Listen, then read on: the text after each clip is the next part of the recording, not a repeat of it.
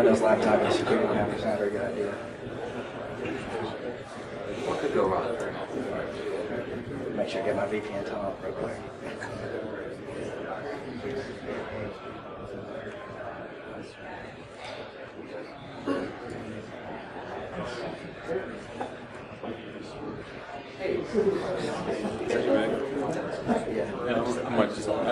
Once I get started, I want to be able to test it. Just going to give it about another minute or so for people to filter in and get started.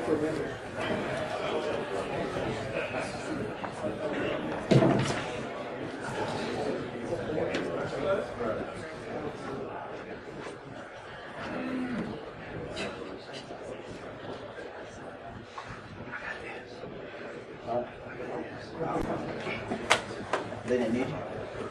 Oh.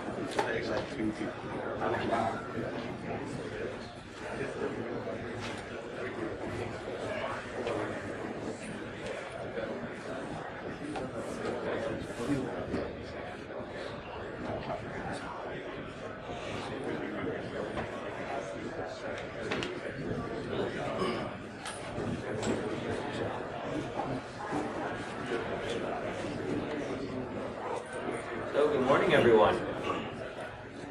Good morning. Yay, some of you are alive. That's always good. So, thank you very much for coming out. This is actually my first time in Kentucky. I'm from Cleveland at Hurricane Labs, and I'm our Director of Technical Operations, which basically means these days is that to quote Office Space, I take the requirements from the customers and I give them to the engineers. Used to do a lot more technical work on our network side and did some Splunk administration. Now I get to be the person who's basically responsible for making sure that all of our customers' work is done and that they're happy. So whatever technical or managerial things that need to be done are something that I get to do. So it's very rewarding and something I enjoy doing. On the topic of something that is a very fundamental part of how computers and how the internet works, but also something that's very, very interesting from a security operations perspective. I'm going to be talking today about the domain name system, DNS. As part of this talk, I'm going to occasionally make some jokes that are pretty bad, which is kind of my trademark. So I appreciate if you laugh for those. Does anyone bring any tomatoes to throw? No? Okay. Well, I got some. Just if anyone, yeah, I can't even. We're just kind of roll these down the center aisle. If anyone wants to make sure, you know, if you're offended in any way, just you know, I'm going to hit one person in the center. Here, I'll throw a couple in the back. Somehow I'm going to set off the sprinklers in here, but it'll make the talk more exciting. But as John mentioned in the keynote just before this talk, metadata is very important for security intelligence. And really, I think that DNS could be already it's happening. That's great. Love an audience that's alive. So, as John mentioned in the keynote, metadata is really important. I think that DNS is really one of the most interesting and most useful forms of data, metadata. Almost the ultimate form of metadata. And we're going to dive in through how DNS works so that everyone can understand that. It might be review for some of you, but it might not be. And really the goal of when I wanted to write this presentation was I found myself on like a very regular basis trying to explain DNS to people and finding that people who were DNS administrators often didn't exactly know how the technology works. I really hope that doesn't apply to some of you in this room, but if it does, that's fine. You're going to leave here knowing a lot more about how DNS operates. And really, I want you to leave here with more knowledge about something that's really important to the operation of the internet than you came. So if that is what happens, I've done my job. So let's get started. Assuming I can figure out how to use a laptop. So, why are we talking about DNS? Well, name resolution is obviously important when it comes to using the internet. How many of you here have had this question posed to you? Is the internet down? Some of you have had people ask that to you, of course. It almost makes me think of back in college, I was in an apartment complex and all the internet was not working except for mine. And all my friends are like, you know, calling me and it's like, hey, the internet's down. I'm like, no, it's fine. What actually happened is the provider, the ISP for that apartment complex, was having a denial of service attack on their DNS servers, and they were down. I was running my own DNS server, going through the DNS process that we're going to talk about. I didn't notice anything. My name resolution was fine, and my internet was working great. Everyone else was just out of luck because they weren't using another DNS provider. So, users really don't like it when you call the help desk. They're like, yeah, the internet's down. No, the internet's fine. We're just not having DNS resolution. Go to this IP address and you'll get the website. It doesn't work that well. So, people expect name resolution to be the same as the internet working. Also, I really, really like everyone to know how things work. If we're running something, if we're administering something, I want us to be able to not only be able to keep that running, but be able to have some competent understanding of how it functions. And that's really my goal, to be able to understand and explain to someone how the internet or how DNS works. And then, since this is a security presentation, I want to talk about how DNS can be used by hackers. Because it's such a ubiquitous part of how every network functions, attackers love to use it for very evil things. And it can be definitely something that's leveraged, and it is being actively leveraged in a number of attacks. And finally, where we get into the metadata side of things, security intelligence. And this is really the cool and interesting part of DNS.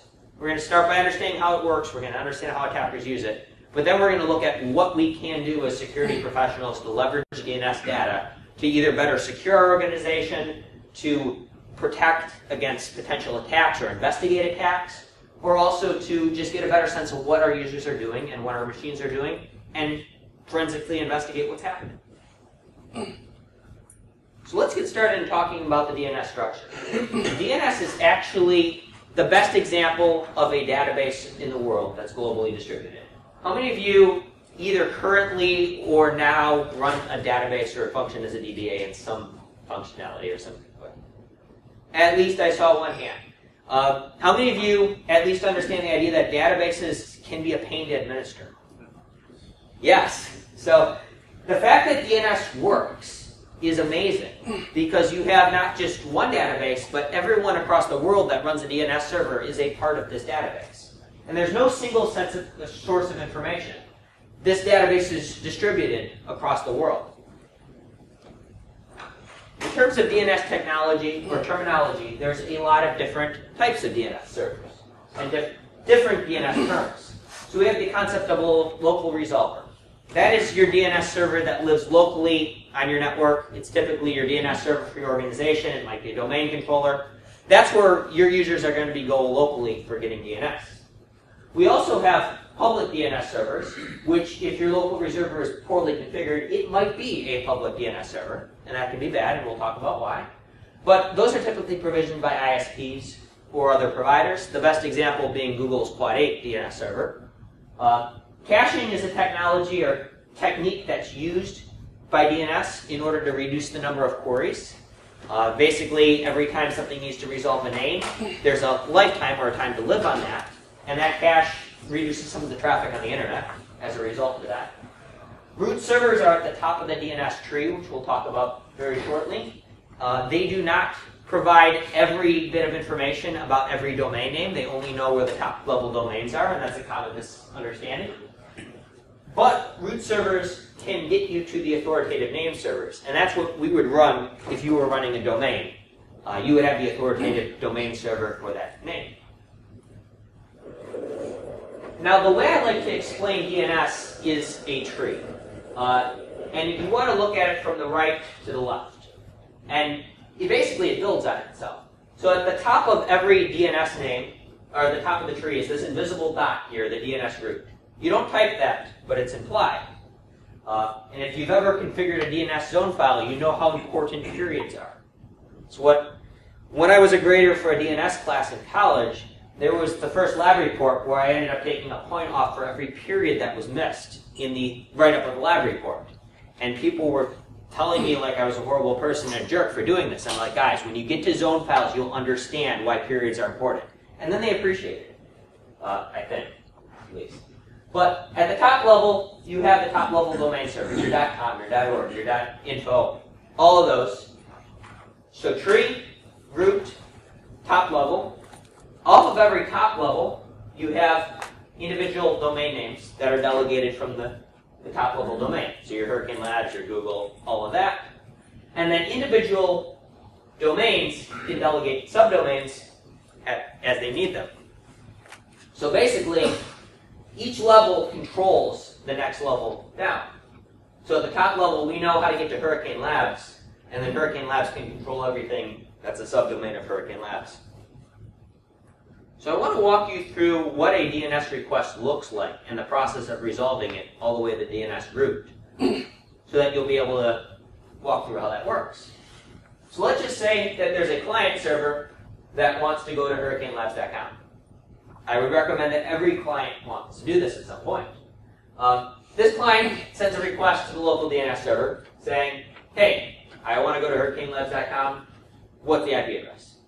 The local DNS server, since no one has ever gone to that at this company, doesn't know the domain. So it wants to figure out how to get there. In fact, this local DNS server has never looked up .com before because it was just turned on and has an empty cache. So the local DNS server is going to go to the root server and say, where is .com? Where is the authoritative name server for .com? So the root server is going to look through its list of .com, .net, .org, all the top level domains, and return the address of the authoritative name server for .com to the local DNS server. That's all that the root server does. It doesn't tell you where's hurricanelabs.com. It doesn't tell you where www.hurricanelabs.com. The root server only knows about the top level domains. And that's really a function of keeping the internet working. Because if we had to update all that information to the root server, it would be completely unmanageable. And the level of traffic going to those root servers would be completely unmanageable. So next, now that we know where .com is, we're going to have our local DNS server go back and talk to the top-level domain server for .com. And the .com top-level domain server looks through its list of 4 domains, Hurricane Labs, Google, Amazon, and Facebook, and returns the authoritative name server for hurricanelabs.com to our local DNS server. We're not done yet. We only know how to get to the Hurricane Labs name server. We still have to make another request. So now the local DNS server goes... Andy here. Unfortunately, I have video freeze up, but audio should resume at about the 12-minute, 44-second mark.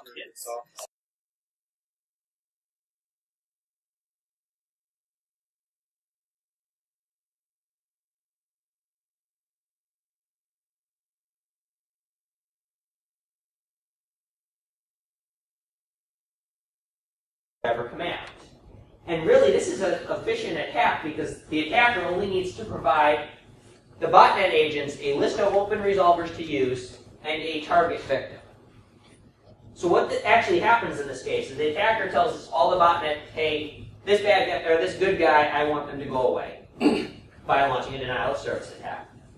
And these open resolvers are things that I can publicly send DNS requests to.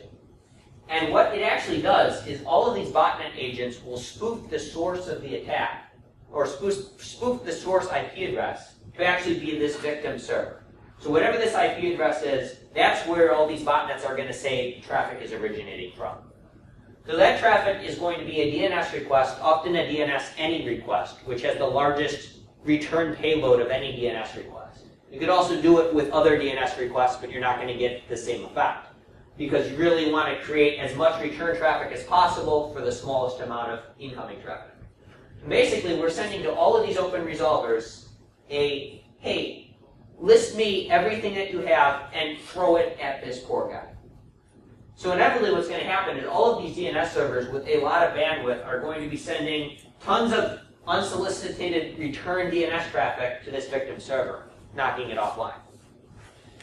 So really, these misconfigured systems contribute to this denial of service attack. So if you have an open resolver, you can be part of a denial of service attack, not on the botnet side or on the attacker side, but as a contributor to the amount of traffic that's coming in. So at this point, you're probably wondering, how do we stop this? And really, proper configuration is the way to do that. Unfortunately, on the front of every DNS server is a switch that you can use to turn off recursion.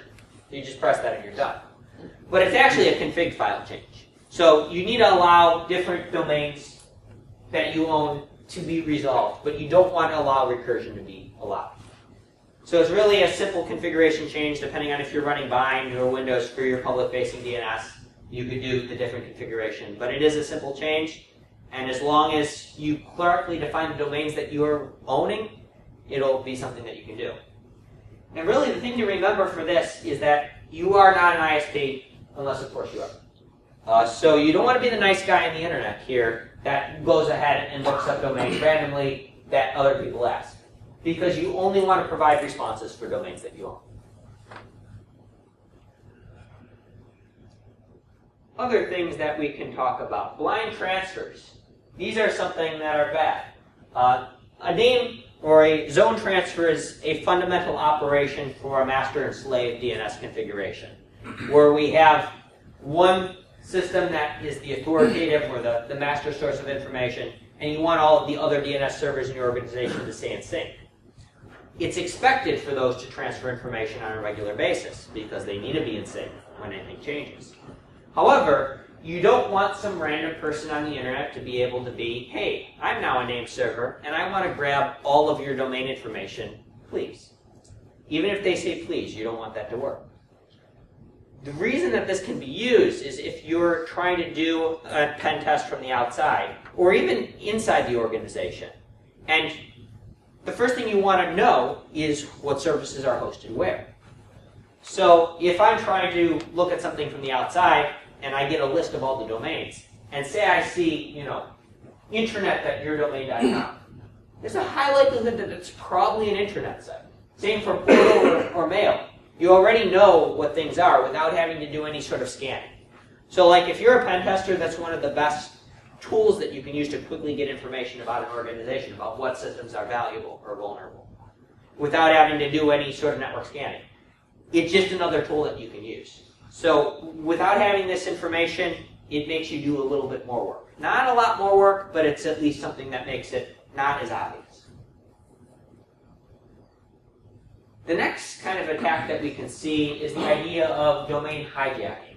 And this has been leveraged in a couple of high-profile attacks. New York Times being a great example. Basically, this is a pure social engineering attack, where some bad guy can say, hey, I own NewYorkTimes.com, and we're moving data centers, and we're not in New York anymore, we're in Russia. So can you change all of the records for NewYorkTimes.com to point to the registrar in Russia, and everything will be cool. And the registrar's like, sure, that makes perfect sense. We'll just move all the New York Times to Russia. And the registration information is modified without your permission. So that can be an attack that is difficult to prevent, obviously, because you're at the mercy of the registrar doing their job. So one of the best ways to prevent something like this from happening is to detect for modifications to any of your registration information, and then immediately be able to contact the registrar. Or to have that domain locked so that it can't change. But even if something's locked, there's the possibility that that can be socially engineered as well. But that's definitely something that's been used in high-profile attacks for things that a lot of people are going to go to, New York Times being a great example. DNS is also an amazing covert channel because it's something that is ubiquitous in almost any form of networking, because we have to resolve names in order for the internet to look like it's working. So DNS is pretty much allowed all the time. That means that if there is something that's preventing you from going to the internet normally, like a captive portal, DNS is typically allowed and works as expected. And that will allow you to use DNS as a tunnel to transmit information out. And it's really one of the things that DNS is seen as a harmless protocol, rarely blocked, and even if DNS is something that is restricted, the way that DNS works in a hierarchical approach, you're pretty much going to be able to resolve a name to talk to another server, and that other server that you ultimately control can be used to do things that look like DNS requests but are actually more than that. So really the question is when is a DNS request more than just a DNS request? So in this case, you can have a client that's running a DNS tunnel client application, and probably one of the best and easiest to use versions of this is a tool called Iodine, The reason they call it iodine is 53 on the periodic table, and DNS is port 53. So someone was a little clever there. And basically, you can run a DNS server, a tunnel server, running the iodine server application. Your client can run that as well. And you can send a bunch of DNS requests that look like DNS requests that are typically text records. And it'll go through the local DNS server, all the way through your firewall, through the internet, and get here. And you'll be able to exfiltrate data, for example. So this is what this will often look like if you're looking at DNS logs. So let's just say I have my tunnel hosted at tunnel.shadysite.info, because every info site is shady to begin with, and shadysite.info is even more shady. Obviously, you want to make this as small as possible. So this is probably a poor domain for actually exfiltrating data with DNS, but if you want to shorten this down to like like the shortest .info domain you can find, that would work better because it gives you more room in the DNS request for payload. But basically, it'll look like this happening in your network. Random characters that are basically encoding information. And those requests will hop through DNS and make it to the destination. You can actually send data 2 ways with that. And it's really one of the most powerful ways to exfiltrate data that works almost all the time. So inevitably, you're going to be wondering, how do we stop this? And there's a lot of options for that. And as we get into the security intelligence, we can talk more about that. Initially, like looking for odd behavior and anomalies, and thresholding DNS request volumes are all options. But a lot of the security intelligence that we can do with analyzing DNS request volume can really be used for this. And that leads nicely into the final part of this presentation, where we start talking about DNS security intelligence. And this is really where we take DNS existing as this useful part of making the internet work. We understand that it's vulnerable and we understand that there's threats. But what can we do with all the DNS information in our organization to provide better security and know what's happening? And really, if there is any source of information that you want to bring in when you're doing a security assessment or looking to implement a security intelligence program, DNS is probably one of the easiest ones to get and one of the most useful. Because there's nothing else that provides the level of detail about what clients are doing in a human understandable format than DNS requests. So there's all kinds of use cases for DNS security that we're going to go through. One of the first ones is going to be SSL encrypted traffic analysis. With so many things resolving or relying on HTTPS or encrypted communication, we can't rely on being able to dig into an HTTP request because pretty much anything these days is going to be encrypted. And doing man-in-the-middle on SSL is not always practical, especially depending on how things are set up. If there's user systems that you don't control, for example, and you can't push out a certificate to them. So being able to see what's happening without having to break SSL is very useful. The threat intelligence to understand what bad actors are using what DNS names and being able to correlate requests to actual bad IP addresses. Forensics investigations of attacks, being able to find your patient zero, figure out what data was sent where, what systems they talked to, and what other systems in your organization might be also victims to that. DNS tunneling, detecting the exfiltration of data, and is DNS being used as a covert channel in your organization, or for just accessing resources that shouldn't be resourced. And then also for threat research. There's a lot of research that can be done correlating bad actors, understanding what systems are compromised or what bad things exist on the internet by using DNS. And it's really one of the best sources of OSINT that can be used as well. So to talk about SSL traffic correlation, really the problem that we see is almost everything is encrypted. This could be just our normal requests as part of web browsing, using Google, for example, using webmail. Webmail might be something that's not allowed in your organization, and you need to understand when users are doing that. Really the best solution for something like this without breaking SSL is to understand, correlate your SSL proxy logs, your web proxy logs, your firewall logs to your DNS logs. Because this gives you an IP address, your firewall will give you an IP address, DNS logs give you a host name and the associated IP address for that. So you already have a name and an IP address to know this user was doing this at this time. And you don't have to dig into trying to break the SSL in real time.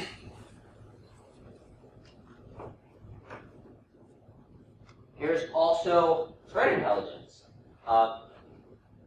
There are bajillions, literally, of DNS or domain name blacklists that exist on the internet. Everyone has their own blacklist. How they generate that, it's all up to the person who creates that blacklist. But if we look for DNS lookups for known malicious sites in our logs, we know that there could be clients that are going to things that are on threat lists. And we don't really have to look for other details on that. If we see a DNS request happening for something that we know is hosting malware, for example, or a ransomware site or anything like that, we immediately know, okay, this client looked up this domain for some reason. This is something we need to investigate. And it's just a quick bit of information. This request shouldn't happen because this is bad. We need this information. And then also looking for hosting providers associated with ransomware. So there are some hosting providers that are notably shady, that have a lot of ransomware associated with them. And these they have lots of IP addresses that are associated with these providers. And just by knowing, hey, I see this request for this domain that resolves to this IP address. This IP address is from a provider that's known to be hosting ransomware. The fact that I'm seeing this domain that I've never seen before, but it has a high probability of going back to this provider that has this history, that's something we might need to look at as well. So using this data, you can almost see in advance that something might be bad or has a high probability of being bad without even knowing what the domain actually is. We look at it from the forensics investigation side. DNS can provide a lot of information about the timeline of an attack. Walking through, okay, this client looked up this domain, and now, as we saw actually in the initial presentation for the Carbon Black presentation, where we saw the pull to GitHub, for example, that was in the demonstration, we see that there would be a DNS request for that. We might see DNS requests to other systems, and we might, after we see that happen, we might see other clients starting to make those requests. And you can really walk through, okay, this was the first client that was compromised. It downloaded this executable from this domain. Now we see another system going out to that domain and pulling down this executable. Now we see requests going out to this other site. A lot of requests. That might be a DNS tunnel, for example, where they're exfiltrating data. And really just using DNS combined with our other logs that we have to understand what's happening. And you can also see DNS requests for command and control servers. So if we have a list of either known CNC IP addresses or known CNC DNS names, we can find the clients that might be compromised that are calling out to those systems on a regular basis. We talked about tunneling already, but if we look through our logs and detect an abnormally high number of lookups for a single domain, that's going to be an anomaly. Normally you're not going to see hundreds or thousands or millions of requests for very similar domains or subdomains on the same domain in a very short period of time. That would definitely be an anomaly that can be picked up and seen as something, okay, this client is likely doing some data exfiltration through DNS. Then we also have threat intelligence research, which the term that one of our level 3 analysts at Hurricane Labs, Tony Robinson, likes to use is guilty by association. He actually gave a really great presentation at Circle CityCon walking through how OSINT can be used, and some of this ties very nicely into what I'm talking about here. But really, this is the idea of using DNS data to determine IPs that are likely to host malware. And really, where other domains that are associated with a domain, or those IPs, they're just significantly more likely to also be malicious. So the way we look at this is, let's just start, we have this domain, baddomain.com, and any of the domains that are going to appear in here, they're not necessarily bad, I just made them up as being potentially bad. So baddomain.com might be a perfectly good site. You can check it out, if you get infected, I'm sorry. But obviously, we're going to know baddomain.com has an IP address that's associated with it. That is, your bad IP address. So let's look at other sites that clearly appear to be bad that are associated with that. We have, illegalcontent.com, phishingsite.com, exploitkit.net. All of these sites that tie back to this single bad IP address. But then let's start researching more domains that are associated with this IP address. So, like freesunglasses.com, for example. That could be tied back into this IP address. RussianWebs.ru, HurricaneLabs.cn, cheaploans.com. All of these sites, they're not necessarily bad, but the fact that they're hosted on a site that's from a provider that has bad things there, they're more likely to be sites that are something that could be a threat. So it's a kind of a heuristic idea of identifying where clusters of bad stuff that systems might be going to, purely by using DNS data. And the way that we do a lot of the security and threat intelligence research is based on DNS logs. So the first thing you have to do in order to do this is to collect the data. Really, you want to have as much as possible your full DNS logs, which can be something that is a little bit of a challenge, but there's different techniques that can be used for that. A lot of times, if you're going to pull this in with like a Splunk forwarder, for example, your servers need to be in basically debugging mode or equivalent. A lot of times, your Windows admins are going to little balk about that because it's a lot of volume to be written to a log file, because there's constant DNS requests happening. Another option, and this ties back into the keynote earlier, the Splunk app for stream over the wire, where you can basically watch incoming DNS requests into your DNS server and immediately send that into Splunk for logging purposes. Now, my focus, obviously, at Hurricane is around Splunk, so that's what I'm most familiar with, but other SIMs have other ways for collecting this data. Just if you have any questions about that, I can definitely help you with the Splunk side, just I'm not as familiar about the other tools. And really the idea is, once we get these DNS tool logs, we want to make them useful. So even if you're writing all your DNS logs to a flat file, you can't do a lot of the correlation, you can't do a lot of statistics on those logs. And that's really where a tool such as Splunk or another data analytics tool is really useful for understanding where are all my DNS requests coming from, what are the main sources of information, and how do I leverage that for security purposes. And really, that's where the magic happens. There is so much information that can be gleaned from DNS results and DNS logs that it is one of the most important things when we're setting up a security solution for our customers that we want to make sure we have. Firewall logs, proxy logs, DNS logs, authentication logs, and a couple other sources of information can really help with making a security package that works well for our customers. So it would be amiss if I didn't just mention a little bit about what Hurricane Labs does, and then we'll open up the floor for questions. We do work as a MSSP, and we provide solutions in the area of managed SIEM, Splunk, and SOC services. Those are our main tools that we use, Splunk being the engine that powers a lot of this. And then threat detection and vulnerability management. So with that, I want to open up the floor for any questions. Hopefully, now that you know how at least part of the internet works, you'll be more empowered to do your job and do that.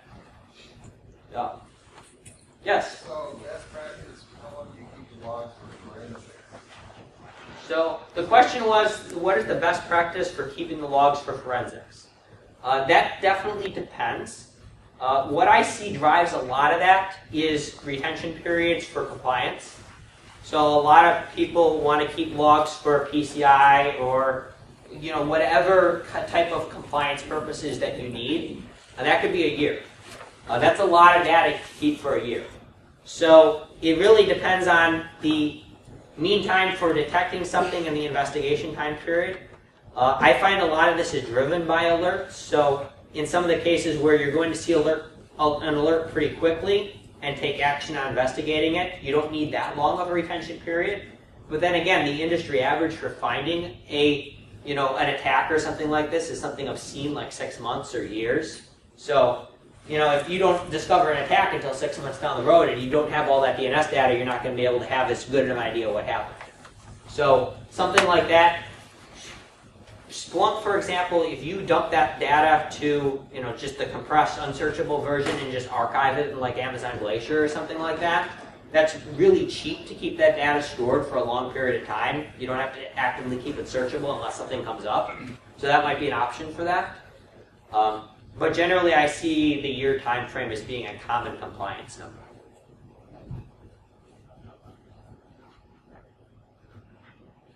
Any other questions?